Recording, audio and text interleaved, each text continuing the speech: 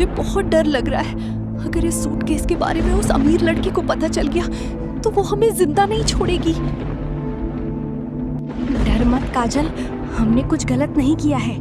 ये सूटकेस हमें रास्ते पर मिला है। जब तक इसका असली मालिक नहीं आता, हमें इसे यहाँ ढाबे के अंदर छुपा कर रखना होगा। किसी की नजर इस पर नहीं पड़नी चाहिए।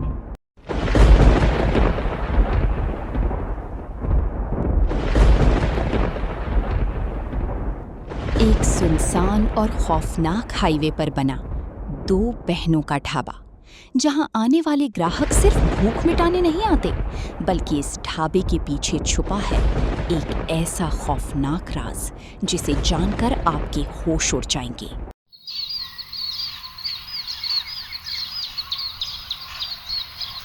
सुबह होते ही ढाबे पर आगमन होता है शहर की सबसे अमीर और घमंडी लड़की नताशा और उसके मंगेतर राजेश का। उनके तेवर बताते थे कि वो गरीबों को इंसान नहीं समझते। ओह माय गॉड राजेश, तुम मुझे इस भिखारियों वाले ढाबे पर लेकर आए हो।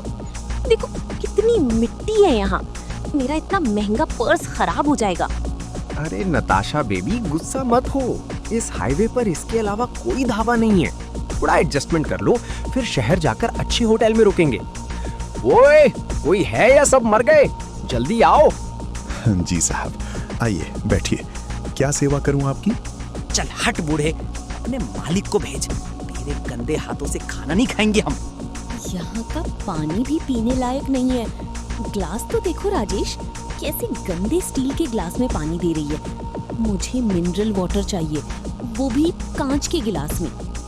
देखिए मैडम, ये ढाबा है, कोई 5 सितारा होटल नहीं। खाना है तो इज्जत से खाइए, नहीं तो आप जा सकती हैं। तुम्हारी हिम्मत कैसे हुई मेरी नताशा से ऐसे बात करने की? जानती नहीं इसके बाप के पास कितना पैसा है। तुम जैसे पूरे ढाबे को खरीद कर कब्रिस्तान बना देगा। माफ कीजिएगा साहब, ये अभी छोटी है। मैं आपके लिए खाना लाती हूँ। अरे जाओ यहाँ से, हमें नहीं खाना तुम्हारा 2 कौड़ी का खाना। अरे निकलो यहाँ से, बहुत आते हैं तुम्हारे जैसे लोग। तुम्हारी इतनी हिम्मत, तुम गरीबों की औकात हमारी ज्योति के बराबर भी नहीं है।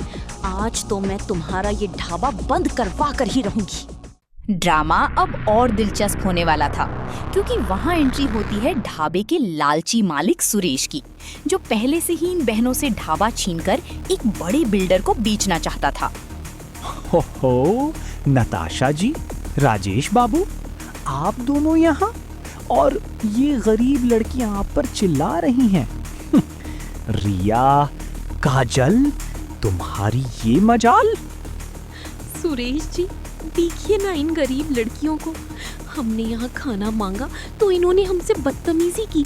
और तो और, जब मैं वॉशरूम गई थी तो इस छोटी लड़की काजल ने मेरा महंगा सूटकेस चुरा लिया, जिसमें मेरे लाखों के गहने थे।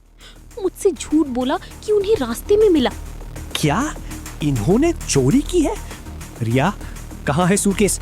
जल्दी बाहर निकालो, नहीं तो अभी तुम्हारा सारा सामान सड़क पर फेंक दूंगा और तुम दोनों बहनों को जेल भिजवाऊंगा। नहीं सुरेश जी, हम चोर नहीं हैं। वो सूटकेस हमें कल रात सड़क पर लावारिस मिला था। हम तो उसके मालिक का इंतजार कर रहे थे। दीदी, मुझे बहुत डर लग रहा है। अगर इस सूटकेस के बारे में उस अमीर लड़की को पता चल गया तो वो हमें जिंदा नहीं छोड़ेगी। डर मत काजल, हमने कुछ गलत नहीं किया है।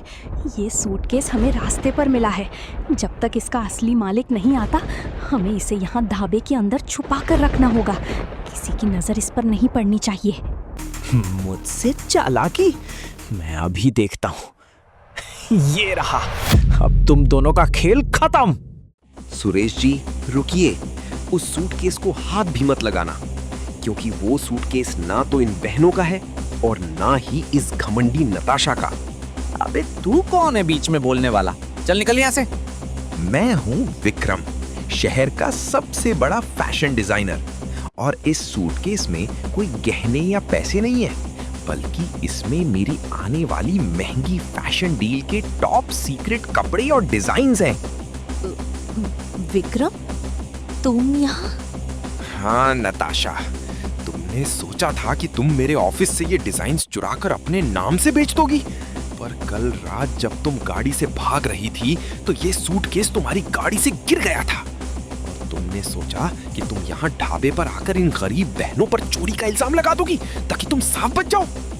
हाँ सुरेश बाबू, ये दोनों बहनें सुबह से इसके मालिक का इंतजार कर रही थीं।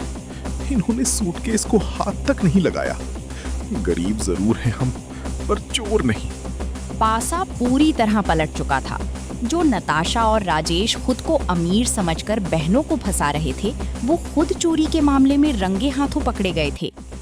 ओह, तेरी तो तुम दोनों चोर हो। चलो निकलो मेरे ढाबे से, वरना मैं अभी पुलिस को फोन कर दूंगा। राजेश, अपनी इस चोर मंगेतर को लेकर यहाँ से दफा हो जाओ।